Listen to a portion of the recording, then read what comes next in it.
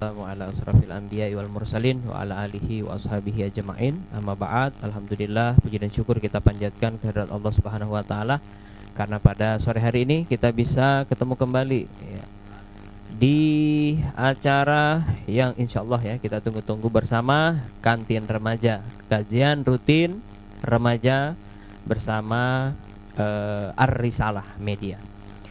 Salawat dan salam kita haturkan, berikan kepada junjungan kita, teladan kita, Nabiullah Muhammad SAW beserta para keluarga, sahabat.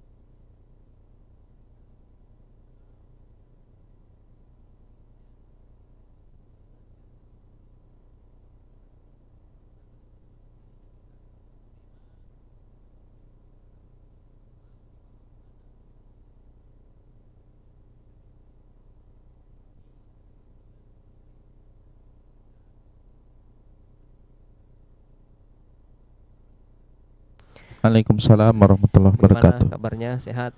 Alhamdulillah.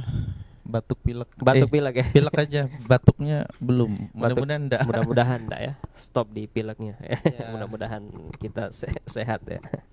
Nah, Ustaz, mau dibawa kemana pemuda kita ya? Jadi teringat judul lagu ini atau lagu ya yang dibawakan band Armada kalau tidak salah ya, teman-teman sekalian. Lagunya sudah agak beberapa tahun yang lalu ya. Sekarang mungkin sudah tidak tren lagi. Nah, kita melihat ya kehidupan pemuda saat ini, Ustaz ya. Banyak sekali ya yang terjadi di kalangan pemuda ya kan. Sejak zamannya Haji Roma Irama itu kan ada lagunya itu, darah muda darahnya para remaja yang berapi-api. Cuma kadangkala dan bahkan sering jiwanya yang berapi-api ini terkadang juga disalurkan ya di hal-hal yang tidak baik ya. Nah, ini kita baru-baru saja juga digemparkan ya di dunia sosial maupun di dunia nyata ya, di dunia medsos ya, adanya pergelaran ya Fashion Week di salah satu daerah di Indonesia ya, yang di sana diramaikan oleh orang-orang yang katanya tidak bersekolah, banyak yang tidurnya di trotoar, dan lain sebagainya. Mereka mengadakan fashion show ya di jalan. Di sana ada muda-mudi, kemudian mereka melakukan fashion show ya. Di sana juga ada campur baur perempuan, laki-laki, kemudian ada juga yang membuka aurat dan seterusnya. Yang menggambarkan kehidupan pemuda saat ini ya. Itu tadi skala kecil, skala luasnya ya, banyak pemuda kita ya itu yang kehidupannya hedon ya, hedonis ya kan, kemudian pergaulan bebas ya, banyak sekali. Nah, melihat hal itu semua, ini bagaimana ini Ustaz pandangannya? Ini mau dibawa kemana ini? Apakah kita begini-gini saja pemuda atau nanti mau dibawa kemana ini? Silahkan Ustaz, bagaimana pandangannya melihat ini? Bismillahirrahmanirrahim. Assalamualaikum warahmatullahi wabarakatuh. Alhamdulillah. Waalaikumsalam warahmatullahi wabarakatuh. Alhamdulillahirabbil alamin. Wassalatu wassalamu ala asyrafil anbiya'i wal mursalin sayyidina wa nabiyina Muhammadin wa ala alihi wa sahbihi ajma'in. Syukur kita pada Allah Subhanahu wa taala pada sore hari ini ya bisa bersua di program ini ya. Syukran jazakallah khair pada Ustadz Yusuf ya sudah mengundang kami di sini sharing yang berbagi hidup ya, berbagi cara pandang ya, tentang hidup ini. Dan sore hari ini ya kita mencoba melihat fenomena ya remaja ya. Mau dibawa kemana ini remaja kita ini ya? Iya. Mau dibawa kemana Ustaz? Remaja, pemuda ya.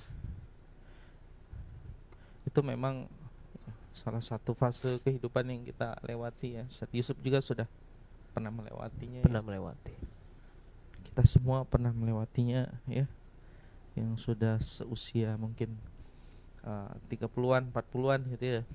Nah, tinggal ini adik-adik kita yang baru memasuki fase ini ya, harus betul-betul kita bimbing ya.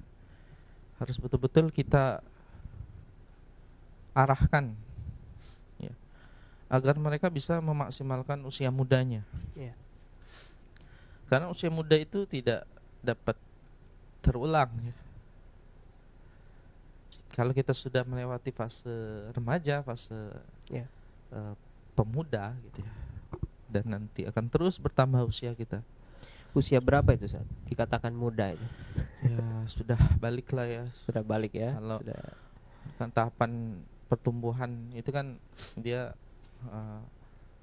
mumayyiz, kemudian balik ya. Artinya ketika dia balik, kalau mumayyiz dia dapat membedakan gitu ya. Ya. Yang mana baik ya, mana yang buruk untuk pertimbangan usia mumayyiz gitu ya. Mumayyiz, ya. Kemudian masuk usia balik ya. Usia balik itu artinya dia sudah ditaklifkan ya, hukum-hukum Allah nanti dihisab kalau dia tidak sholat misalkan, atau dia tidak menutup aurat ya. Itu usia balik. Nanti tambah dewasa lagi ya, semakin tambahnya usia gitu ya. Dan nanti semua pasti mati. Semua akan merasakan yang namanya fase tua ya. Itu pun kalau tidak sampai diwafatkan duluan ajalnya gitu ya. Nah, jadi hidup tuh memang begitu. Nah, di usia remaja ini, di usia pemuda ini ya, masa-masa yang kemudian dia sedang tumbuh ya, baik fisiknya ya. Jakun. Kalau laki-laki kan ada jakunnya gambaran di fisiknya. Iya, gambaran fisiknya. Dan dia makin gitu. ya makin berkembang, makin kuat ya. Matang. Ghorizahnya juga makin kuat gitu ya, Ghorizah, dorongan ya, naluri. Dan kebutuhan jasmaninya, makannya juga gitu kan, dorongan makannya makin kuat.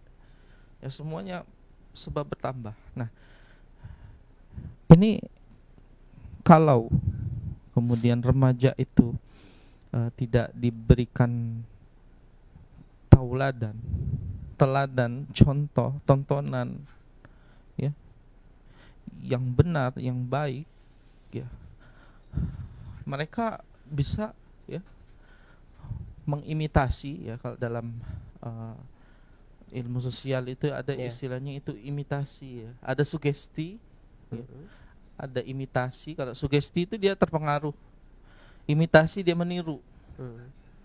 Sugesti, imitasi, ya. Ya.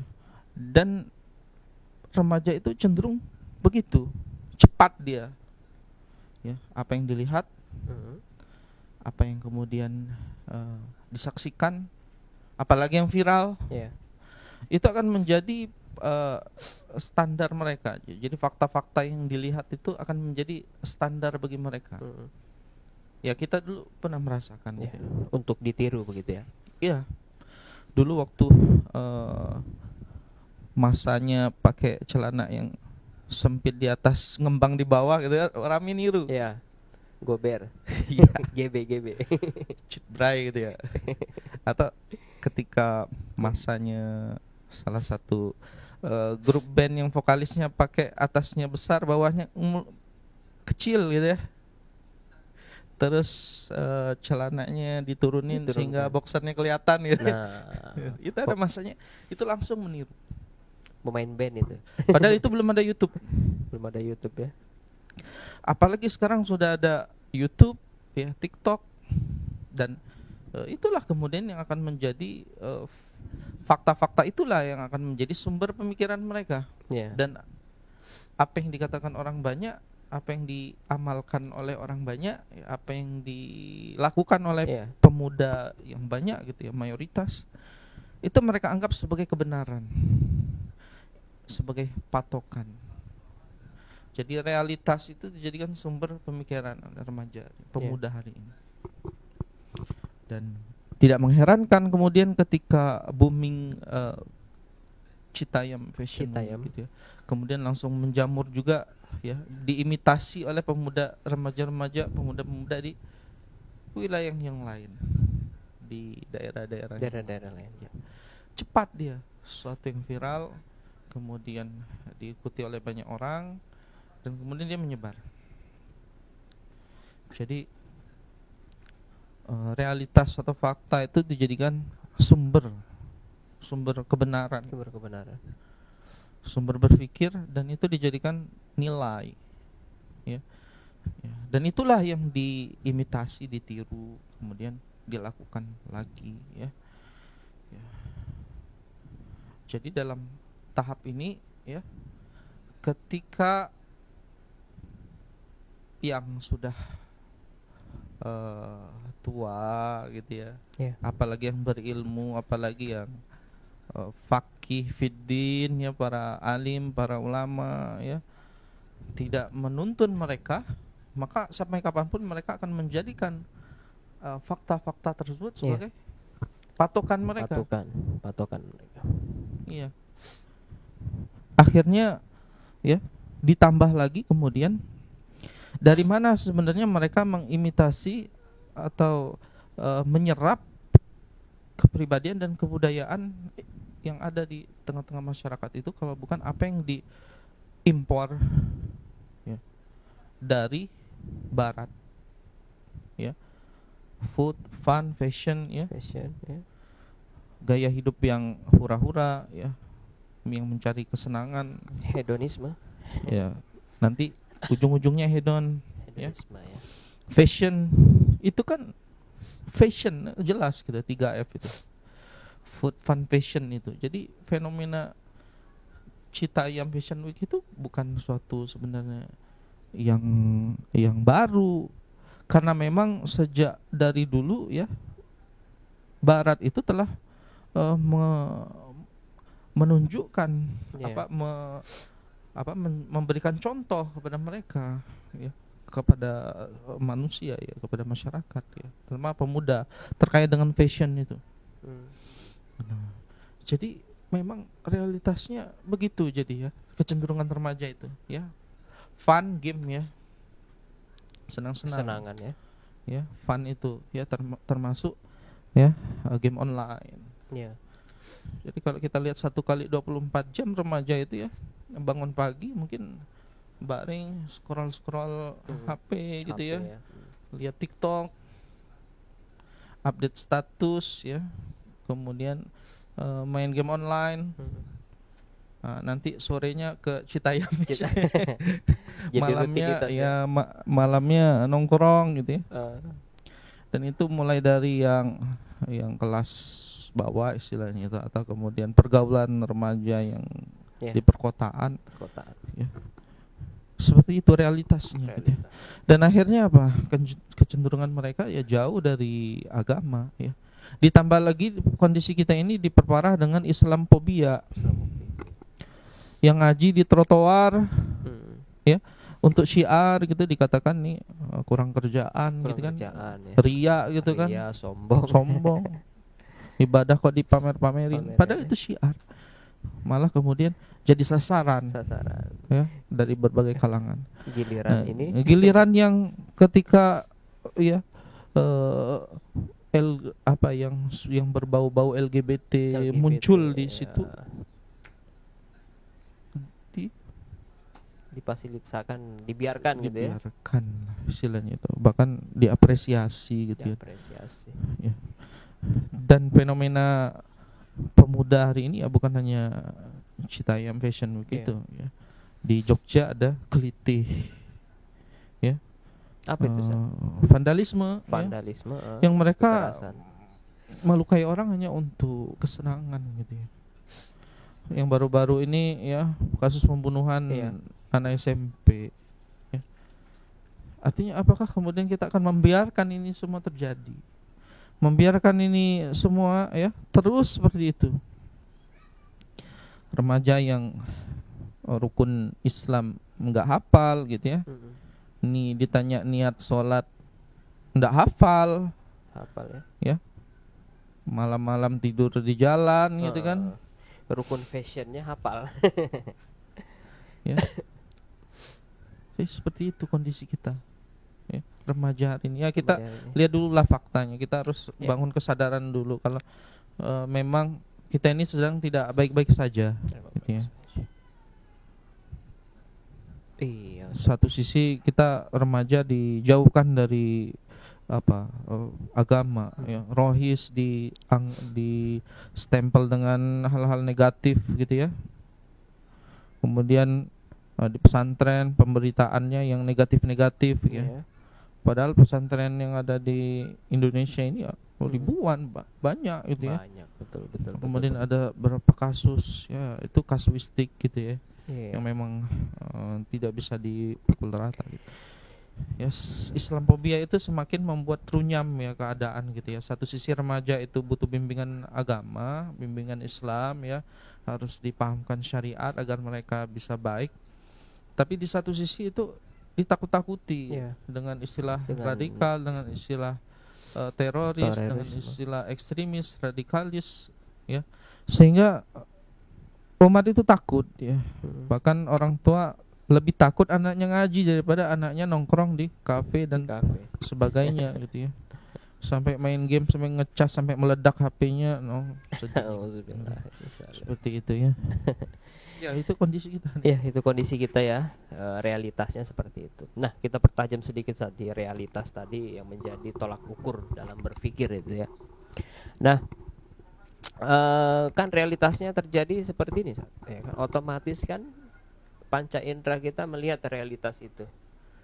Nah kalau tadi dikatakan kita ini terimitasi ya, pemuda kita ini terimitasi kemudian dengan realitas yang ada ya. Nah mestinya itu seperti apa? Kan realitas ini kan yang terjadi sekarang. Kalau tidak melihat realitas, para pemuda ini harus melihat kemana begitu? Jadi realitas itu harusnya dihukumi ya, dibetulkan. Realitas itu harus dibetulkan dengan sebuah standar ya. Ketika realitas itu buruk maka harus diperbaiki. Ketika realitas itu baik maka diapresiasi, dipertahankan, dikasih dukungan, ya. Itu Ya. realitas. Ya, misalkan khamar gitu ya. Ini contoh aja gitu. Khamar itu diminum banyak orang misalkan.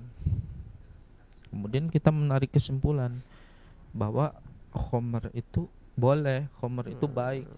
Karena Nah, banyak itu orang contoh yang minum. menjadikan fakta atau realitas itu sebagai sumber pemikiran atau sumber Iya. hukum.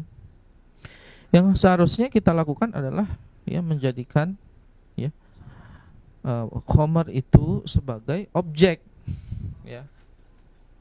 Jadi khamar itu hukumnya apa? Nah, halal, haram, baik, buruk. Itu yang harusnya. Ya.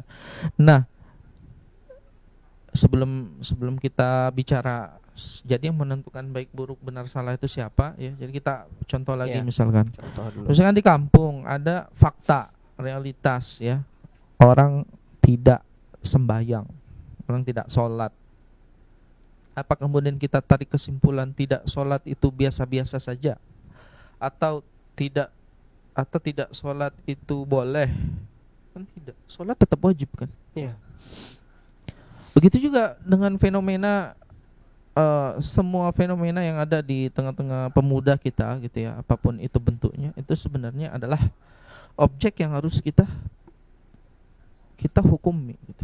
Itu baik atau buruk, itu benar atau salah.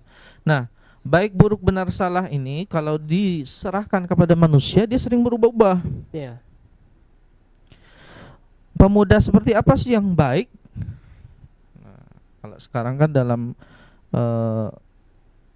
implementasi IKM kurikulum merdeka ini kan ada istilahnya itu pemuda apa pelajar Pancasila gitu ya. Pancasila. Nah, itu ditetapkan sendiri oleh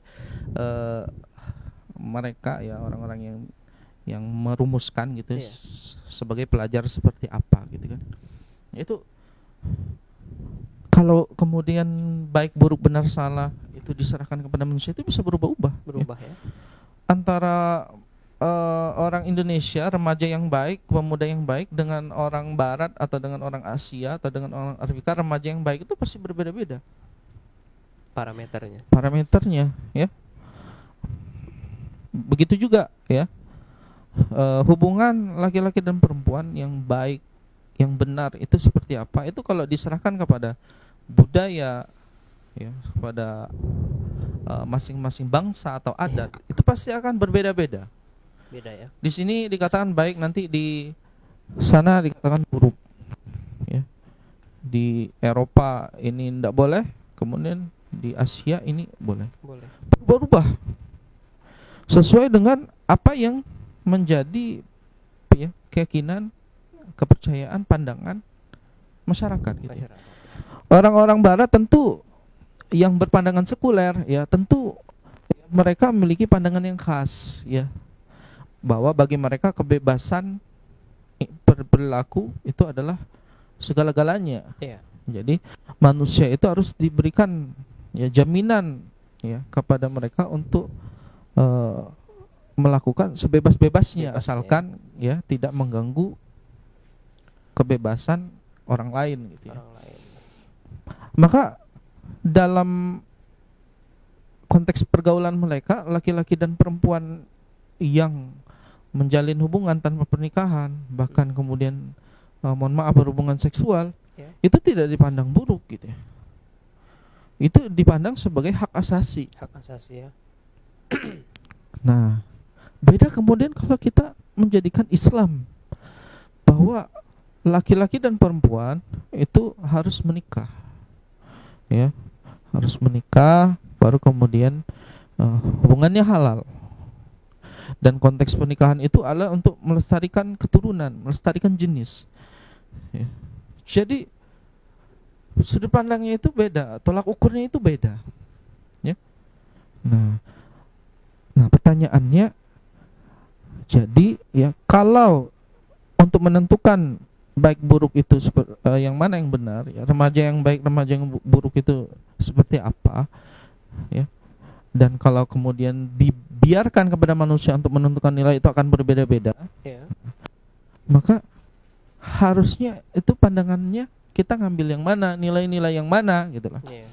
Disinilah seorang mukmin, kita sebagai seorang mukmin meyakini bahwa ya, yang berhak menentukan standar ya, perilaku, nilai, baik, buruk, terpuji, tercela, itu hanyalah Allah Subhanahu wa taala.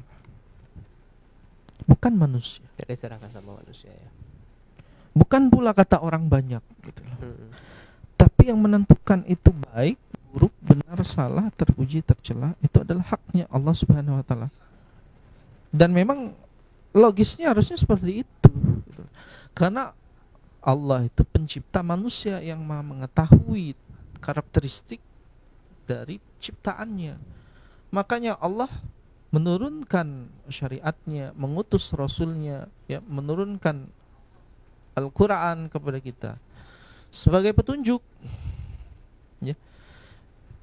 Dari sini kita harus memahami bahwa ya, untuk menilai realitas itu adalah dengan syariah Syariat Allah Subhanahu wa taala.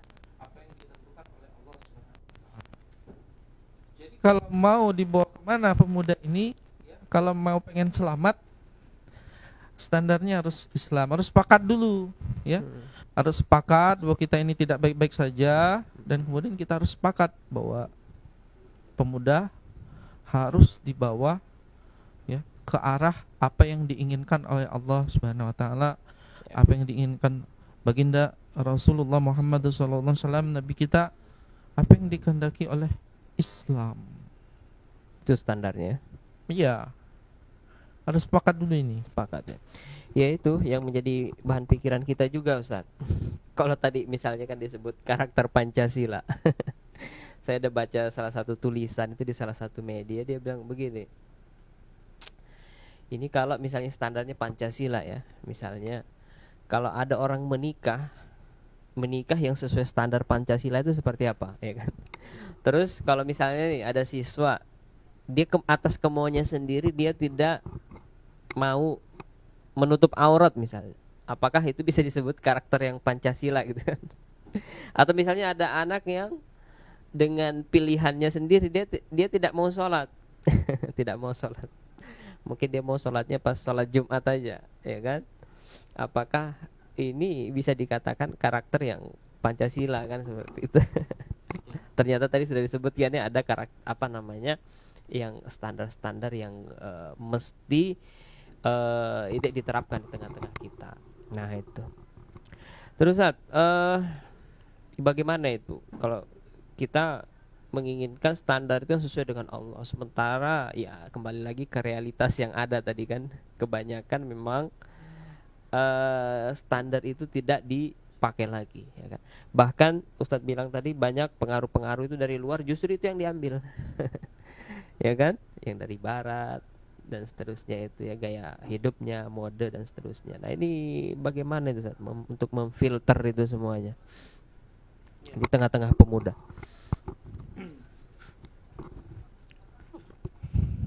Sebenarnya ya, kesadaran akan bahwa kita ini tidak sedang baik-baik saja, Ya.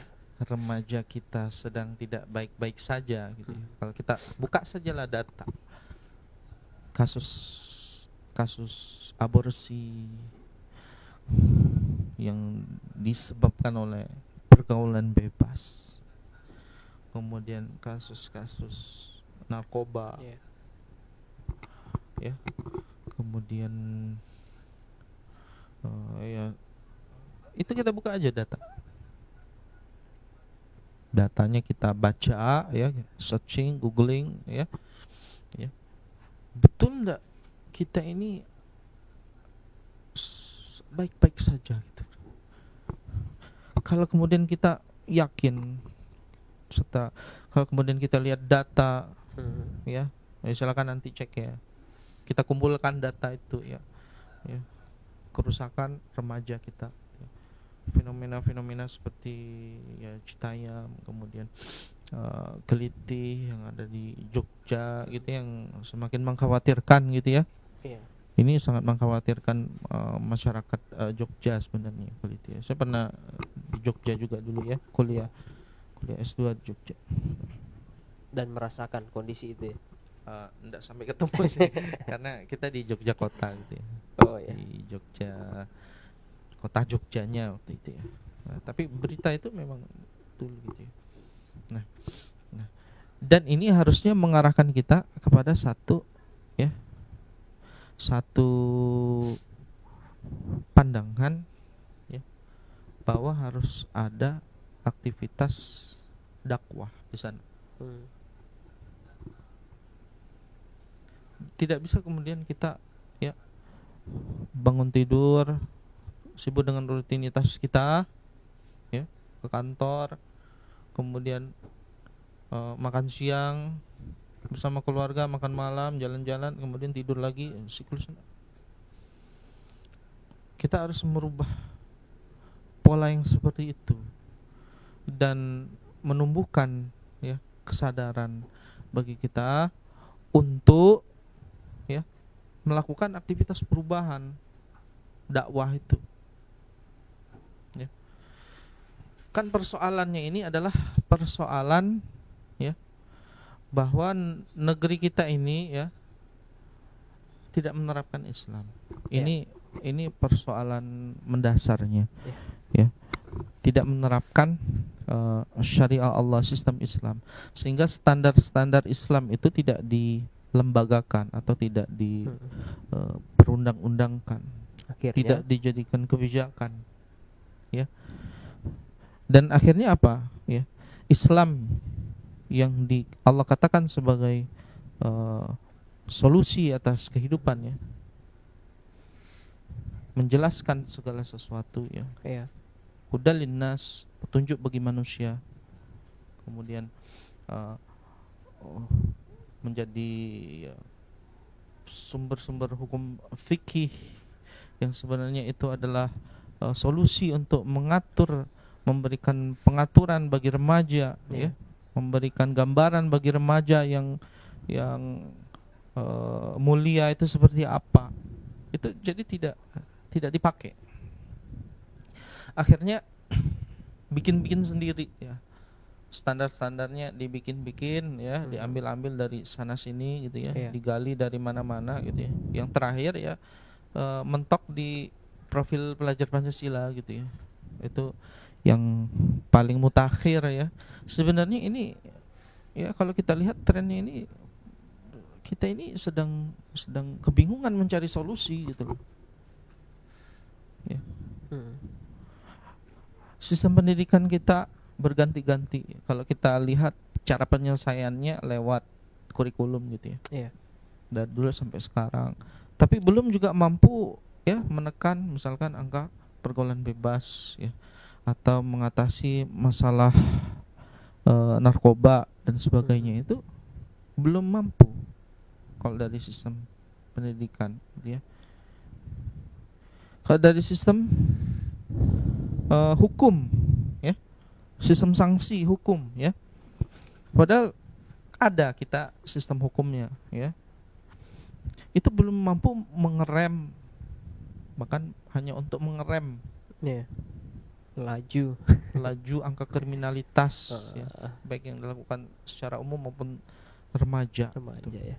Tiap hari kita dengar berita-berita kriminalitas kan yang menghebohkan kemarin itu kan ya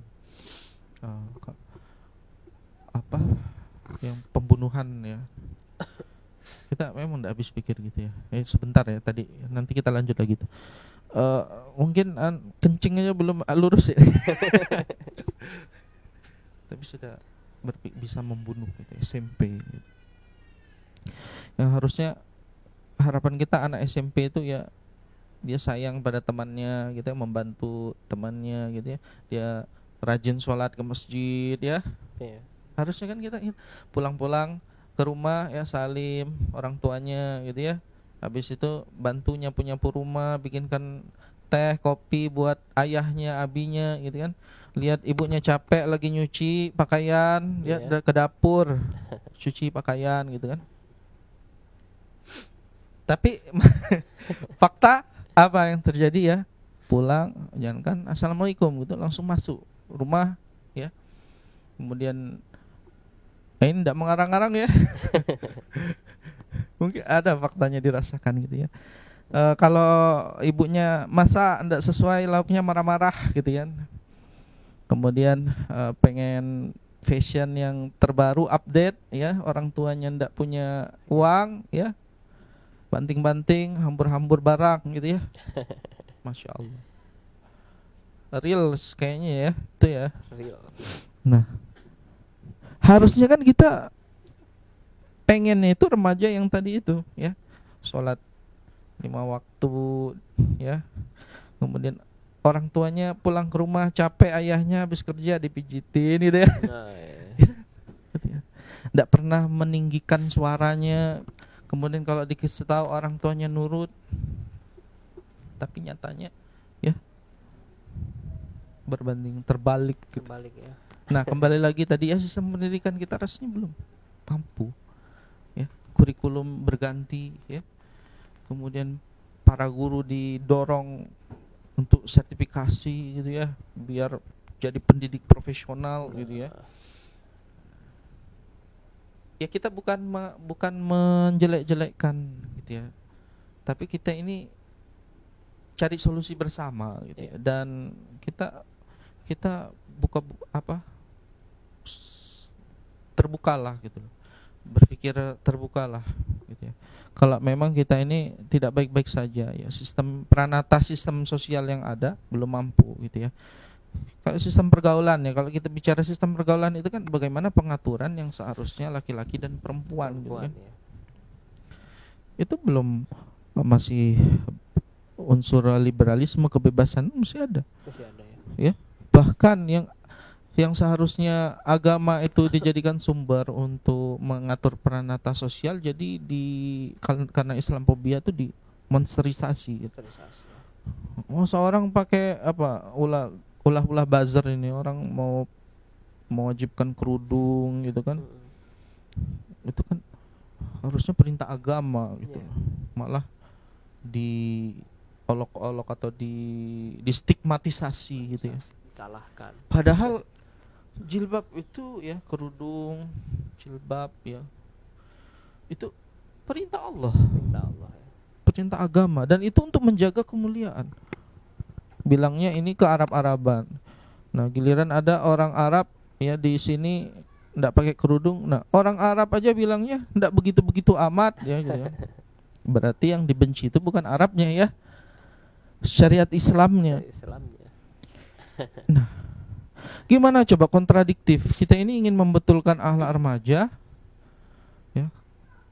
Kita ini ingin membaguskan kepribadian para remaja, pemuda gitu ya, yang harusnya mereka ya kalau sudah balik itu sudah punya tanggung jawab. Wih, aku ini sudah balik, tidak boleh lagi menyusahkan orang tua gitu.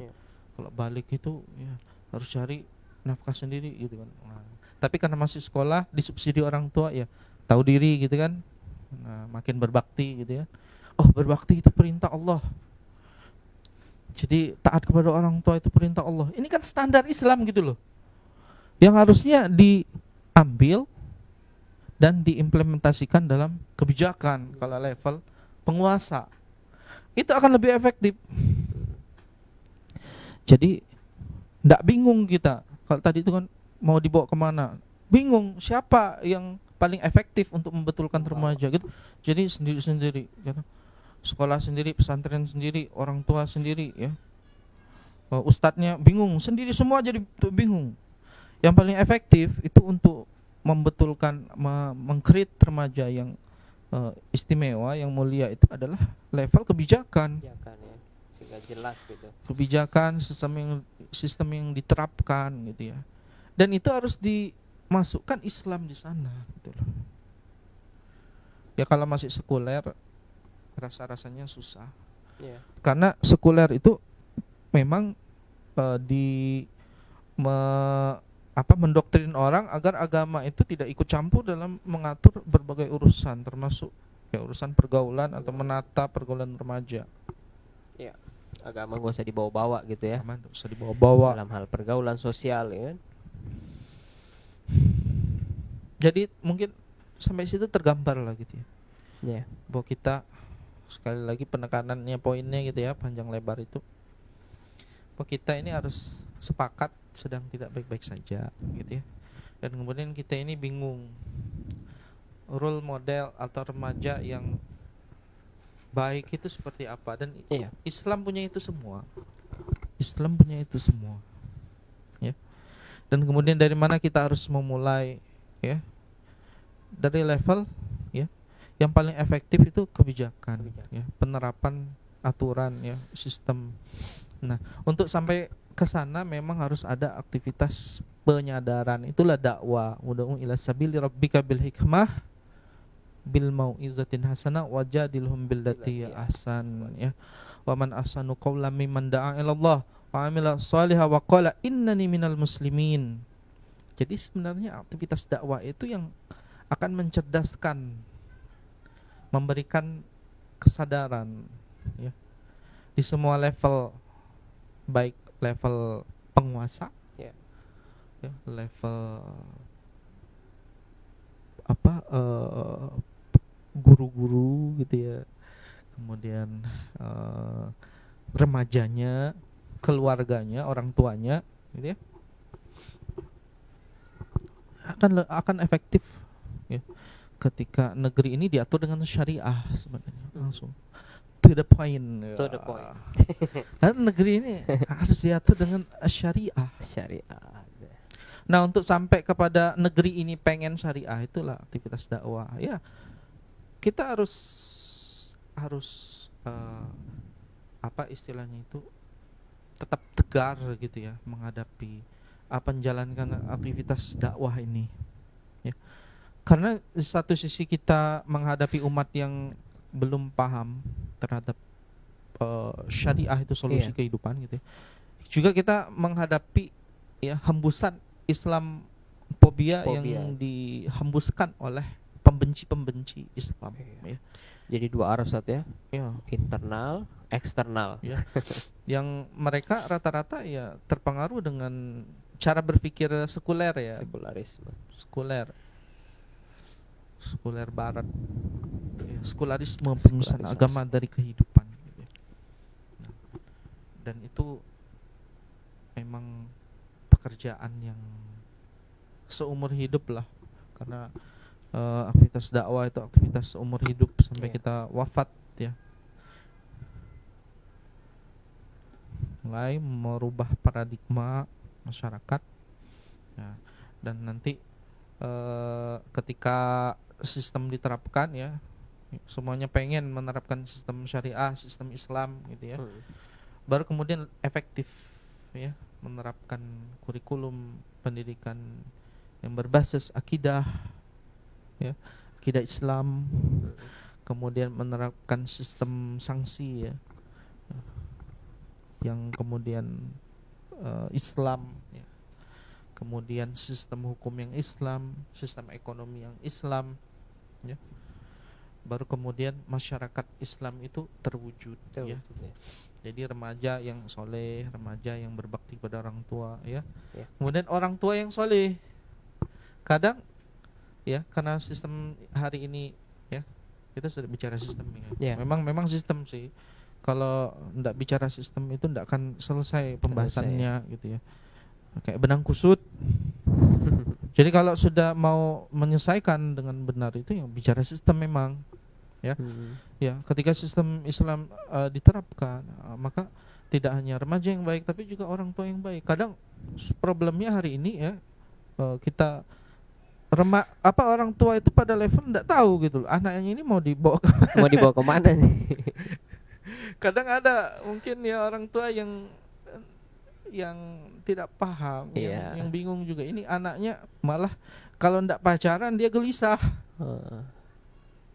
Kalau pacaran dia tenang, oh anakku ini pacaran normal gitu ya. Padahal enggak begitu gitu kan. Jadi kondisinya memang itu. Gitulah sekarang ini ya. Orang tua juga tidak bisa memberikan teladan.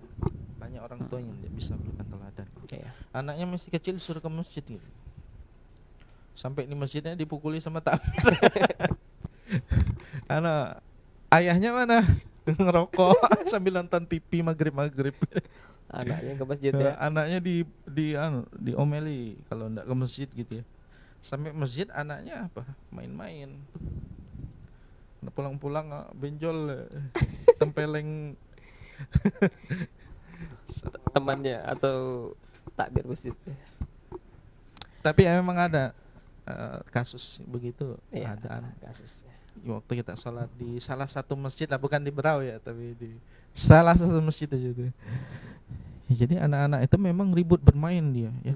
Mungkin ada jamaah ini yang darah tinggi ya. Karena ada orang yang darah tinggi gitu kan. Iya. Kesal dia langsung ditempeleng. Ya. Realitasnya ada memang seperti itu. Wah, Ya lebih lagi realitas adalah objek ya. objeknya. Yang dijadikan sumber hukum gitu ya. Tapi segala realitas harus kita nilai dengan standar akidah dan syariah Islam. Iya, Ustaz. Sudah mulai terpecahkan sedikit ini kebingungan kita nih akan dibawa kemana ini. Nah, mungkin untuk lebih memecahkan lagi, sebenarnya ada tidak sih, Ustaz, mungkin di zaman sahabat atau di zaman ulama seterusnya selanjutnya ya kan, di kehidupan mereka itu ada profil pemuda yang betul-betul menjalankan tugasnya sebagai manusia ya, sebagaimana mestinya ya, sebagai hamba Allah. Dan memang tergambar pada saat itu pemudanya itu sangat brilian, maju, kemudian dan juga tidak lupa dengan tugasnya sebagai hamba Allah. Ada tidak, Ustaz? Mungkin bisa diberi gambaran ini bagaimana sih profil ya pemuda yang ada pada saat itu yang memang sesuai dengan aturan Islam gitu. Ya. Sejarah kita itu tidak kekurangan Iya. cerita-cerita, kisah-kisah heroik ya, pahlawan-pahlawan Islam yang ditulis ya. Banyak literatur sejarah itu yang memotret bagaimana remaja-remaja waktu masa ya, keemasan kejayaan Islam. Bahkan dimulai dari mulai dari awal Islam itu diperjuangkan ya. Sayyidina Ali sejak remaja sudah ikut dakwah bersama Rasulullah sallallahu alaihi wasallam. Ya. Kalau tidak salah 8 tahun ya. Ya, 8 tahun. Ya. Sayyidina Ali ya dididik ya bersama Rasulullah ya dalam suasana dakwah ya. Pada waktu itu ya Nabi diutus oleh Allah di usianya yang ke-40 tahun. Allahumma shalli ala sayyidina Muhammad wa ala alihi. Kemudian didukung oleh Ibunda Khadijah ya. Di awal-awal dakwah masih sembunyi-sembunyi ya, dengan kerabat dekat diundang ya, sampai kemudian Allah memerintahkan dakwah secara terbuka, secara terang-terangan gitu. Sampai ya Sayyidina Ali itu menjadi khalifah yang keempat bagi umat Islam. Jadi kita bayangkan seluruh hidupnya itu didedikasikan untuk Islam, itu dakwah Islam. Masih kecil itu akan berbanding terbalik ya, jauh sekali, tidak akan bisa dibandingkan dengan bagaimana potret remaja hari ini ya. Kalau aktivitas dakwah itu aktivitas mengajak manusia untuk beriman kepada Allah ya, mengajak manusia untuk lebih baik ya, untuk tambah baik, dan artinya itu adalah empati, simpati yang dibilang orang hari ini gitu ya, terhadap orang lain itu jauh melampaui gitu loh. berbanding terbalik dengan remaja hari ini yang egois. Iya. Ya. Tidak semua, Tidak semua. tapi banyak. Kenapa seperti egois gitu? Kerjaannya ya main game, ya, tidak memikirkan orang tuanya, tidak memikirkan saudara. Ya, banyak yang lost generation. Iya. Jauh sekali jurang perbedaannya. Ya, Sultan Muhammad Al-Fatih, ya, di usia muda beliau ya memimpin pasukan dalam jumlah besar. Ya. Belum genap 30 tahun usia. 20-an tahun, walaupun berbeda-beda versi, ada yang katakan 26, ada yang katakan 24, 24. 21 ya. Makanya tadi dibilang belum genap 30 tahun. Itu muda loh. Itu sudah memimpin pasukan ya, memimpin negara besar ya. Daulah Islam ya, Daulah Utsmaniyah pada waktu itu khilafahnya memang masih Abbasiyah. Cuman Abbasiyah sudah mulai redup ya, tidak terlihat lagi kekuatannya. Maka memang pada waktu itu memang sudah saatnya ya umat ini memberikan kepada Utsmaniyah, orang-orang Utsmani ya, untuk memimpin ya kekhilafahan Islam. Sultan Muhammad Al-Fatih itu muda ya, sejak beliau usia balik dikisahkan ya, ditulis dalam sejarah tidak pernah meninggalkan salat malam. Itu kan dikisahkan dalam sejarah itu. Ketika pasukan-pasukannya itu hendak menaklukkan Konstantinopel gitu kan, beliau tanya, siapa di antara kalian ya, Jais, pasukannya itu yang pernah berdiri semua ya, pernah meninggalkan sholat 5 waktu. Tidak ada satupun barisan pasukannya itu yang duduk, semua masih berdiri ya. Siapa yang pernah meninggalkan ya sholat rawatib, mulai ada yang sejak dia balik sampai usia sekarang mulai ada yang kemudian duduk ya. Siapa di antara kalian, jadi ditanya siapa di antara kalian yang pernah meninggalkan sholat lail. Semuanya duduk kecuali Sultan Muhammad Al-Fatih. Ya nanti lengkap ceritanya baca sendiri-sendiri ya. Ya. Dan itu luar biasa. Jadi pasukan walani amiruha walani mal jaisu ya, pasukan terbaik ya yang menaklukkannya, dan amir yang terbaik yang menaklukkan Konstantinopel itu bisyarahnya Nabi adalah ternyata di masa Sultan Muhammad Al-Fatih ya. Amir terbaik, pemimpin terbaik, dan pasukan terbaik yang tidak pernah meninggalkan sholat 5 waktu, yang tidak bermaksiat. Subhanallah. Remaja sekarang 20, udah usah 20 tahun ya, 30 tahun masih joget-joget TikTok gitu. Lagi TikToknya. Masa TikTokan, apalagi jangan berpikiran untuk YouTuber menaklukkan dunia gitu ya. Kalau ini menaklukkan subscriber. Gitu.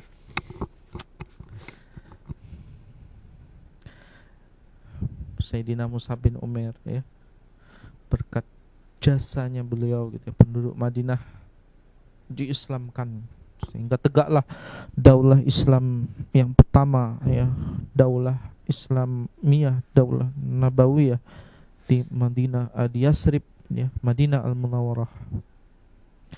Beliau itu sosok pemuda yang diidolakan oleh ya wanita-wanita Mekah pada waktu itu ya. Pakaiannya ya, fashionnya luar biasa ya. Terbaik ya, minyak wangi terbaik ya. Dan dia pemuda yang dimanja oleh ibundanya, segala fasilitas dipenuhi. Al-Kisah beliau masuk Islam. Dan ujian pertama baginya adalah ibunya sendiri. Kalau tetap bersama Muhammad, segala fasilitas ibu cabut, mama cabut nih. Dan beliau tetap ya dalam keimanannya, dalam pilihannya untuk dakwah membersamai Rasulullah. Iya. Ya, dan akhirnya beliau diusir ya oleh ibunya. Singkat cerita, itu panjang ceritanya ya, nanti dibaca lagi sendiri gitu ya. Dan akhirnya apa, suatu masa ya setelah selesai boikot ya, Nabi dan keluarganya Bani Hashim, Bani Abdul Muthalib itu diboikot ya. Datang musim haji ya, masuk Islamlah orang-orang, beberapa orang dari Yasrib ya, dari Aus dan Khazraj ya. Nah, dan mereka masuk Islam dan memberikan jalan ya bagi dakwah agar masuk ke sana. Jadi melewat orang-orang ini ya, dakwah bisa masuk ke sana, bahkan ke level-level pemimpin-pemimpin Yasrib. Nah, dan ini Nabi menyadari ini adalah tugas yang besar, tugas yang amat penting ya, yang akan menentukan masa depan Islam. Coba lihat. Di situ ada sahabat yang senior, sahabat-sahabat yang tidak diragukan lagi ya. Dari sisi usia, dari sisi perjuangannya ya, ada Sayyidina Abu Bakar, khalifah pertama umat Islam, Sayyidina Umar, dan Sayyidina Utsman, Sayyidina Ali ya, dan sahabat-sahabat yang berumur lah ya, yang tokoh-tokoh dakwah. Tapi Nabi tidak memilih sahabat-sahabat senior, bukan karena mereka kurang kemuliaannya, enggak. Semuanya mulia sahabat Nabi SAW. Tapi ada satu tugas khusus ini yang memang cocoknya Sayyidina Mus'ab bin Umair, bukan yang lain. Pemuda di barisan dakwah, beliau itu pemuda. Jadi yang dipilih Sayyidina Mus'ab bin Umair.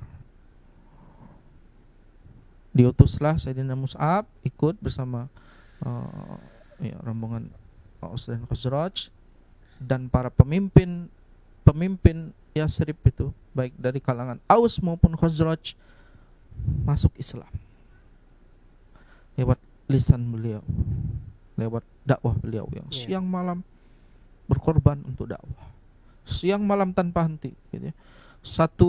Satu pemimpin kabilah masuk Islam, ikut semua barisan umatnya gitu ya, kaumnya masuk Islam semua, sehingga Yasrib begitu sangat kondusif ya untuk ditegakkan Islam di sana.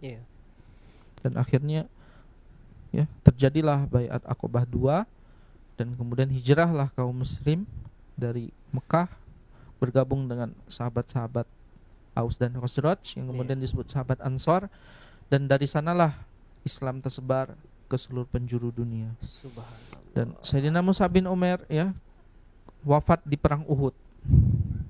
Ketika beliau ditemukan jasadnya yang telah syahid, maka para sahabat menyucurkan air mata ya. Karena ya, kain yang beliau kenakan itu tidak bisa menutupi seluruh jasadnya. Ketika ditarik untuk menutupi kakinya, maka terlihat kepalanya. Ketika ditutup kepalanya, terlihat kakinya. Menangis sahabat. Bukan karena menangis kasihan, bukan. Tapi sahabat melihat dulu ya, Mus'ab bin Umair ini hidupnya parlente. Parlente itu mewah. Dipenuhi fasilitas dan kenikmatan dari orang tuanya. Tapi beliau tinggalkan itu semua untuk dakwah. Ya. Siang malam beliau memperjuangkan Islam. Ya, kalau kita mungkin siang malam tuh ngisi halakoh ngisi kajian gitu ya. Ngisi Besoknya liko gitu ya. besoknya training lagi. Ya, besoknya ngisi training, besoknya mendatangi toko, malamnya ngisi pengajian ibu-ibu gitu kan. Siangnya pengajian remaja gitu. Siang malam. Totalitasnya di dalam dakwah. Total. Dan Allah mengkaruniakannya ya sebuah kemuliaan dengan syahid ya, menjadi barisan yang syahid di perang Uhud. Bukannya para sahabat tidak mengerti orang yang syahid di Uhud itu kemuliaannya luar biasa. Luar Ya. biasa pasti. Orang-orang yang syahid di jalan Allah, apalagi syahidnya ya kaum muslimin di perang Uhud gitu ya. Perang Badar, perang Uhud itu orang-orang yang syahid yang mulia ya, Allah Subhanahu wa taala. Seluruh mujahid yang syahid itu mulia, tapi ini syahid ya dalam perang awal Islam, perang Badar, perang Uhud gitu. Begitu Mus'ab bin Umair menulis cerita hidupnya. Tahu siapa yang didakwahi oleh Mus'ab sehingga memberikan jalan Islam tegak di Yasrib? Ya, itu adalah sahabat Sa'ad bin Mu'az. Ya, Sa'ad bin Mu'az ini adalah pemimpin orang-orang ya Yasrib ya, yang memberikan nusrohnya. Nusroh itu pertolongannya kepada dakwah sehingga Islam tegak di Madinah. Maka Allah memuliakannya dengan sebuah kisah ya. Al-Kisah setelah perang Khandaq, Ya. perang Parit ya. Perang Ahzab kalau dalam sirah ya. Bagaimana koalisi pasukan Arab berjumlah kan dasar 10.000 gitu ya. Ya, mengepung Madinah dan kemudian atas usulan sahabat Salman Al-Farisi kalau tidak salah itu, maka digali parit yang sangat besar mengelilingi Madinah. Pada saat Nah, itu ya. pada saat perang itu Sa'ad bin Mu'az ya, sahabat Ansor yang dimuliakan Allah, terluka. Tidak lama setelah beliau ditugaskan untuk mengatasi memberikan keputusan hukum kepada orang-orang Yahudi yang membelot pada waktu itu ya, maka Allah panggil wafatkan. Ya, di dalam sirah diceritakan bahwa ketika wafatnya Sa'ad bin Mu'az, maka arsy-nya Allah bergetar. Ya, dalam riwayat itu arsy-nya Allah bergetar ketika wafatnya Sa'ad bin Mu'az ya. Masya Allah. Masya Allah. Subhanallah. Orang-orang yang menolong agamanya, jadi pejuang agamanya. Apalagi jasanya sangat besar, memberikan kekuasaannya kepada Nabi, memberikan kekuasaannya kepada dakwah agar daulah Islam tegak di Yasrib waktu itu. Dan tersebarlah cahaya Islam ini ke seluruh penjuru dunia. Nah, itu Mus'ab bin Umair, itu Sayyidina Ali bin Abi Thalib, Sultan Muhammad Al-Fatih, dan banyak-banyak lagi ya nama-nama yang dari kalangan ulama tabi'in belum kita sebutkan ya. Seperti misalkan Imam Syafi'i yang setelah hafal Al-Quran di usia yang 7 tahun menjadi mufti, kemudian menjadi pendiri mazhab Syafi'i yang banyak dijadikan hukum fikih diadopsi ya di negeri ini ya. Ya. Di masjid-masjid kita lihat mazhab Syafi'i. Masya Allah. Pemuda yang luar biasa. Baik, Ustaz. Ini kita mau berlama-lama mendengar antum ini. Cuma ya waktu yang memisahkan ini. Nah, Ustaz, begitu tadi ya penjelasan Ustaz. Berikut kisah-kisah bagaimana profil pemuda di zaman dulu ya, di sepanjang sejarah Islam yang luar biasa ya. Nah, ini mestinya ya kalau pertanyaannya mau dibawa kemana, mestinya ke sebagaimana kehidupan mereka dulu, Ustaz ya. Nah, kemudian ini sekalian closing statement, Ustaz. Tadi dikatakan di tengah banyaknya pemuda yang tadi dalam kehidupan yang liberal, sekuler, hedonisme, tapi ya juga ada pemuda-pemuda ini yang masih bertahan dari itu semuanya dan ingin dakwah ya kan. Kemudian dia menjauhi kehidupan-kehidupan yang sekularisme. Nah, ini jadi kita yang paham-paham ini apa Ustaz tugasnya? Nah, silahkan sekaligus closing. Orang yang berjuang di tengah rusaknya ya kondisi masyarakat umat hari ini, mereka lah mutiara-mutiara umat ya. Pemuda-pemuda yang ya menjaga sholatnya, yang kemudian istiqomah ngaji ya, belajar Islam, dan mereka berada di mempersiapkan dirinya menjadi barisan-barisan pejuang. Mereka lah mutiara-mutiara umat, harapan-harapan umat ya untuk kebangkitan Islam. Ya. Kita semua ya, seluruh komponen umat ya harus bercita-cita dan harus memberikan kontribusi dalam upaya untuk membangkitkan umat Islam ya, membangkitkan Islam dan kaum muslimin. Insyaallah itulah jalan yang akan mengantarkan kita kepada kemuliaan di sisi Allah di dunia dan di akhirat. Dan itu pula ya, memperjuangkan tegaknya Islam ini pula yang akan memberikan ya, memperbaiki ya manusia yang rusak oleh sistem sekuler kapitalisme. Ya. Istiqomah, bertahan ya, berjuang ya. Tuluskan niat ya, ikhlaskan niat dan berkorbanlah untuk dakwah ini ya sampai akhir hayat kita. Demikian. Oke, terima kasih Ustadz Ridho Anugrah. Insya Allah Ustadz kapan-kapan kita ngobrol-ngobrol lagi ya, insya Allah. Baik teman-teman sekalian dimanapun berada, alhamdulillah ya kita sudah mendapat pencerahan dari benang kusut yang ada. Akan dibawa kemana? Akan dibawa kemana ya, tentu saja tadi kata beliau agar bisa kita membawa kepada bagaimana pemuda ini taat pada Allah, taat pada syariat, dan yang membawanya itu siapa? Yang paling efektif adalah ketika sistem Islam itu ditegakkan ya. Dan sistem yang sesuai dengan syariat Islam ini bisa ditegakkan ketika ya penguasanya ya, yang menjadikan itu semuanya bisa lebih efektif dan bisa berjalan di tengah-tengah masyarakat. Kalau kita sendiri-sendiri pasti bingung, pasti banyak hambatan-hambatan ya, karena kita masing-masing ya, lain pikiran, lain kepala, lain pikiran ya. Makanya harus ada kebijakan yang sesuai dengan syariat Islam, penguasa yang tunduk pada Allah, pada syariat Islam, sehingga nanti kita bisa membawa pemuda ini sebagaimana profil pemuda yang sudah diceritakan Ustadz Ridho tadi. Dan tugas kita para pemuda sekalian adalah apa? Menyampaikan terus kebenaran-kebenaran ya, agar